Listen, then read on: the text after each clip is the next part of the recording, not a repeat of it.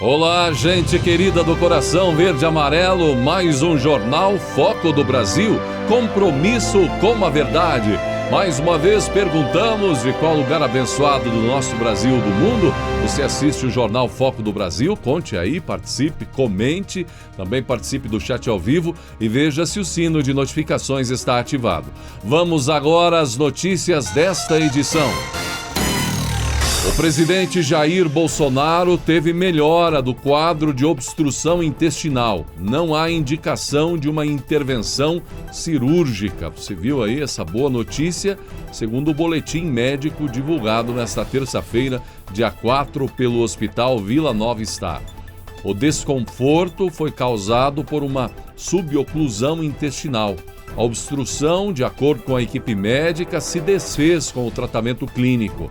Os médicos consideram que o quadro clínico e os resultados dos exames laboratoriais mostram uma evolução satisfatória.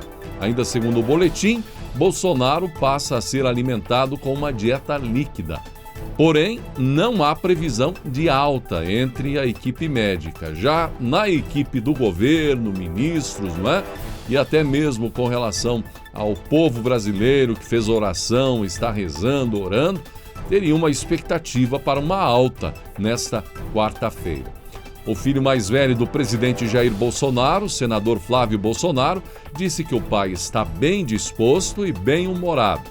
A primeira-dama Michele Bolsonaro publicou em seu stories do Instagram uma foto do presidente Jair Bolsonaro caminhando pelo corredor do Hospital Vila Nova Star. Michele não escreveu nada na legenda, não é? Bolsonaro aparece ali com sonda nasogástrica e acompanhado por 2 homens.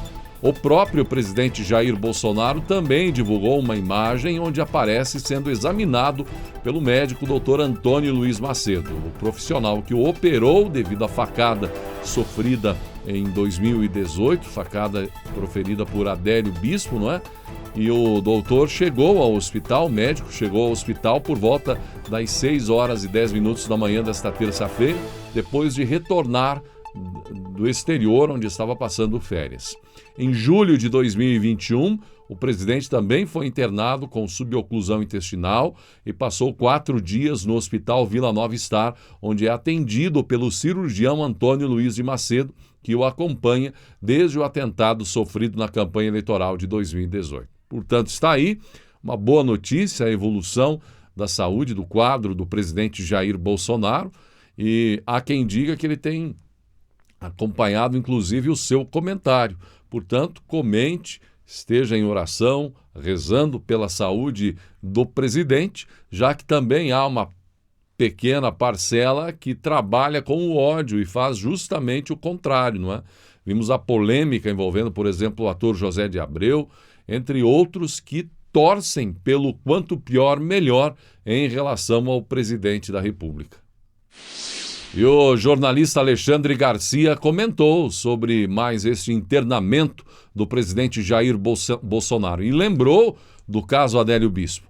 O Adélio Bispo, que deu a facada, continua a facada, comentou Alexandre Garcia. Ele diz mais: continuam as consequências da facada. O Adélio Bispo e o mandante dele, se é que existe, mas quem o estimulou, esse existe.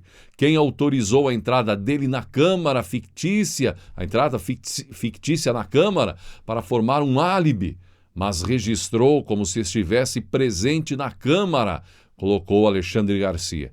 Ele disse ainda, se ele não tivesse sido pego em Juiz de Fora, ele teria esse álibi, e foi o gabinete de algum deputado que autorizou. Será que não se descobriu isso até hoje? Será que não fica um mínimo registro? Fica registro de tudo? Enfim, tudo isso faz a gente lembrar desse flagrante continuado. A facada continua, disse Alexandre Garcia.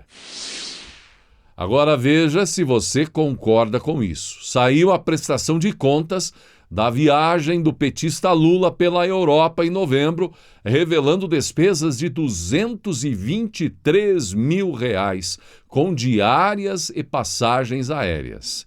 Em pré-campanha presidencial, Lula, sabemos, esteve na Alemanha, na Bélgica, Espanha, França. Após as visitas, Lula lidera o ranking de gastos dos ex-presidentes, com R$ 976 mil, num total de 5,2 milhões de reais. Tudo pago pelo contribuinte, por você, na hora que você compra qualquer coisa e paga o imposto. A gastança dos ex-presidentes já soma, ao longo dos últimos anos, 75 milhões de reais. 75 milhões de reais. Quanto tempo você levou para conseguir esse valor aí? Não dá nem para perguntar isso, não é? Nem eu, nem você. E poucos brasileiros, muito poucos brasileiros, tiveram o privilégio de chegar ao fim da vida com um valor desse. Ou então, divida esse valor pelos presidentes que recebem isso, e você vai ter um montante aí talvez de 10, 15 milhões de reais ou 20 milhões cada um, e a maioria absoluta dos brasileiros trabalhando, batalhando, lutando, suando a camisa, não vai chegar jamais, nem perto a esse valor, não é? Segundo o jornalista Lúcio Vaz, do jornal Gazeta do Povo, considerando as viagens de Lula pelo país e mundo afora, as despesas chegam a R$ 362 mil. A equipe de seguranças, motoristas e assessores que prestam serviços ao ex-presidente já receberam R$ 595 mil no ano de 2021, certo? Sem contar o mês de dezembro. É o levantamento que diz isso. Lula ainda gastou R$ 14,5 mil com combustível e R$ 1.300 com a manutenção de veículos. Cada ex-presidente conta com 2 carros oficiais comprados em 2019 e pagos durante a pandemia da Covid-19, no valor total de R$ 1,3 milhão, só com automóveis. A ex-presidente Dilma Rousseff está em segundo lugar no ranking de gastos, atrás apenas de Lula, com 963 mil, sendo 99 mil com diárias e passagens. As viagens para o exterior custaram 60 mil. Seus servidores custaram 828 mil em 2021. Mas ela já gastou bem mais. Em 2019, antes da pandemia, Dilma gastou 544 mil em visitas a 13 países. Na viagem de férias de 42 dias a Nova York e Sevilha, só a despesa, com 96 diárias para assessores, chegou a 136 mil. O terceiro do ranking de gastos é o atual senador Fernando Collor de Mello, com 962 mil. A sua equipe de apoio já custou, em 2021, sem contar dezembro, R$ 776 mil. O curioso é que ele conta com mais 52 assessores do Senado Federal. Tudo pago com dinheiro público. No ano passado, esses servidores custaram mais de 6 milhões de reais aos cofres públicos. Como ex-presidente, Collor viaja mais pelo país. Foram gastos 208 mil com passagens e diárias. Tem ainda Michel Temer, já gastou 835 mil neste ano, sendo 736 mil com servidores. As despesas com viagens somaram 73 mil, com 57 mil em deslocamentos para o exterior. Como viaja muito de carro oficial pelo interior paulista, gastou 24 mil com combustível. Fernando Henrique Cardoso não viajou neste ano. Quase a totalidade das suas despesas como ex-presidente, 707 mil, foram com a sua equipe de apoio, 706 mil reais. José Sarney gastou um total de 747 mil, sendo 683 mil com servidores. Suas viagens custaram 45 mil. Ele gastou mais 15 mil com um sistema que permite acompanhar os gastos do governo. Essas informações estão em reportagem do jornal Gazeta do Povo e, mais uma vez, geraram uma grande repercussão. Gente, 5,2 milhões de reais dá para contar nos dedos aí, o José Sarney, o Fernando Collor, o FHC, Lula, Dilma e Temer.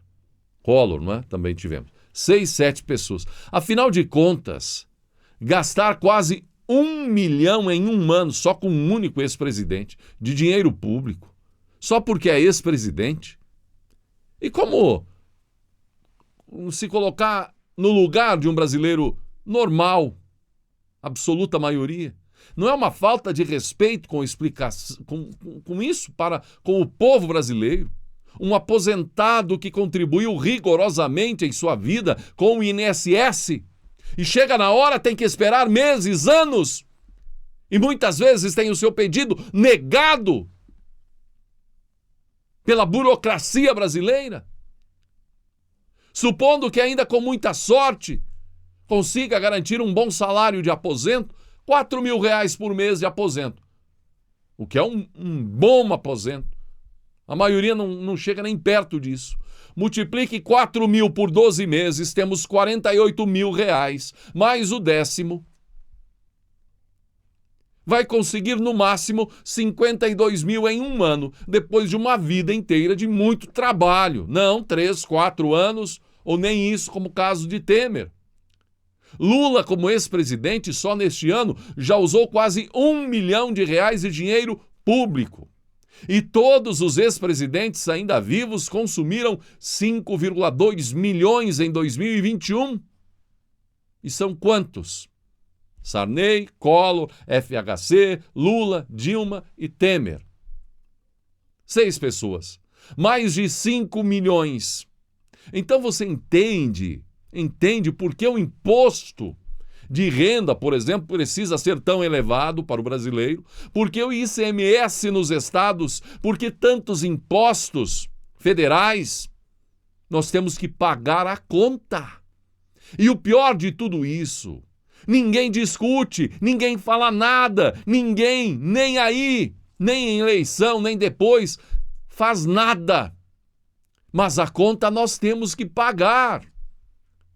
Senhores deputados, senhores senadores, pagar para ter um padrão de vida de um paizinho da América do Sul, nós brasileiros pagamos, para manter o padrão de vida de alguns poucos, padrão no nível de qualquer milionário dos Estados Unidos ou da Europa. Detalhe, milionários que trabalham.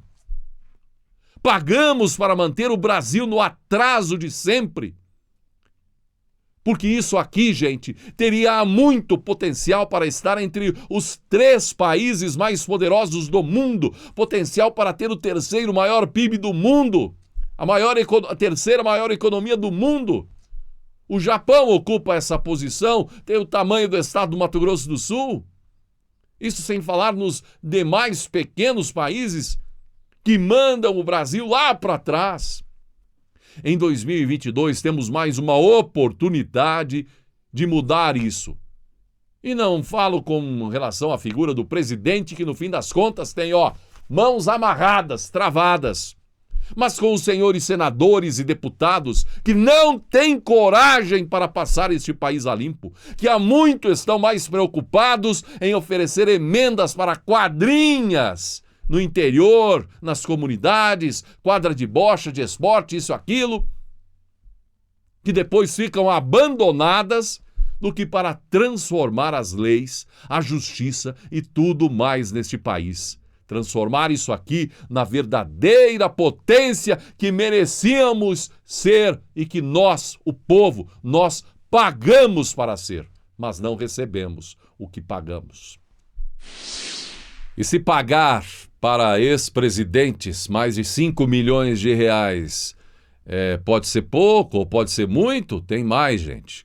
Os partidos políticos receberam 940 milhões de reais dos pagadores de impostos em 2021 por meio do fundo partidário. Isso aí, quase 1 milhão. Os dados foram publicados pelo Tribunal Superior Eleitoral. No total repassado às siglas, quase 875 milhões, correspondendo a recursos do orçamento da União, e 66 milhões referem-se a multas e penalidades pecuniárias determinadas pela Justiça Eleitoral. De todas as legendas, o PSL abocanhou mais recursos do fundo partidário no ano passado, tendo sido contemplado com 105 milhões, seguido pelo PT com 88 milhões. Em terceiro vem o PSDB com 55 milhões, seguido pelo PSD, comandado pelo ex-ministro Gilberto Kassab, com 54 milhões. E então vem o MDB, recebeu 50,6 milhões. Efetuados pelo TSE, os pagamentos são repassados aos partidos em parcelas mensais ao longo do ano. Nota de 100 em cima de nota de 100, de 200, uma em cima da outra, não é? Na prática, os valores do fundo partidário são utilizados para custear atividades rotineiras das legendas, como pagamento de água, luz, aluguel e passagens aéreas. Enquanto isso, o fundo eleitoral, de quase 5 bilhões, agora em 2022, serve para custear despesas para a realização das campanhas eleitorais. Nós pagamos mais essa. O governo federal elevou de $500 para $1.000 a cota de mercadorias que poderão ser compradas no exterior e trazidas na bagagem por brasileiros que chegam ao país. O decreto promulgado pelo presidente Jair Bolsonaro é válido para ingresso por aeroportos e portos. A regra passou a vigorar no dia 1º de janeiro deste ano. A decisão foi aprovada pelos países membros do Mercosul em 2019. A medida visa contribuir na abertura do mercado brasileiro por meio da diminuição dos encargos tributários sobre bens que ingressem no território nacional em bagagem acompanhada de viajantes, diz nota da Secretaria-Geral da Presidência. Inclusive, gente, nessa questão aí do valor, é importante salientar que das fronteiras mais utilizadas pelos brasileiros é essa fronteira entre Foz do Iguaçu e Ciudad del Este, do Paraguai, não é? E ali a cota passa, então, terrestre, de $300 para $500. A casa onde o empresário Luciano Hang passou o Réveillon foi alvo de vandalismo.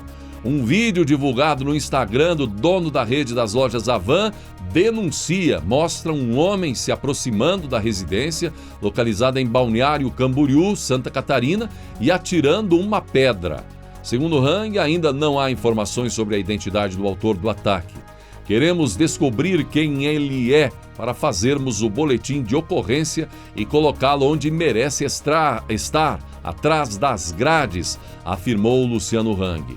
Isso não pode ficar assim, é inadmissível. O empresário ressaltou que a pedrada não feriu nenhuma das pessoas presentes na residência. Mas não podemos aceitar esse tipo de atitude, salientou. A pedra é grande, estamos com ela em nossa casa. Imagine se fosse contra a sua família, se pegassem uma criança, em um carro ou no vizinho, questionou Luciano Hang. Hang já havia sido alvo de ataques em 15 de dezembro de 2021, durante o jogo entre Atlético Paranaense e Atlético Mineiro, disputado na Arena da Baixada em Curitiba, quando um advogado jogou um copo de cerveja contra o empresário. Tá aí, então, mais um ataque contra Luciano Hang. A maior parte das pessoas ouvidas pelo Ministério da Saúde na consulta pública sobre vacinação infantil manifestou-se contrariamente à obrigatoriedade de receita médica para a imunização de crianças entre 5 e 11 anos de idade contra a Covid-19. O governo, no entanto, diz que seguirá com a recomendação de exigir prescrição médica para a vacinação do público infantil. Maiores informações ainda serão divulgadas. A informação relacionada a essa questão foi divulgada também pela secretária extraordinária de enfrentamento à Covid-19, Rosana Leite de Mello, durante a audiência pública promovida pelo Ministério da Saúde. O evento, realizado na sede da Organização Pan-Americana de Saúde, em Brasília, contou com participação de representantes do governo federal e de associações médicas.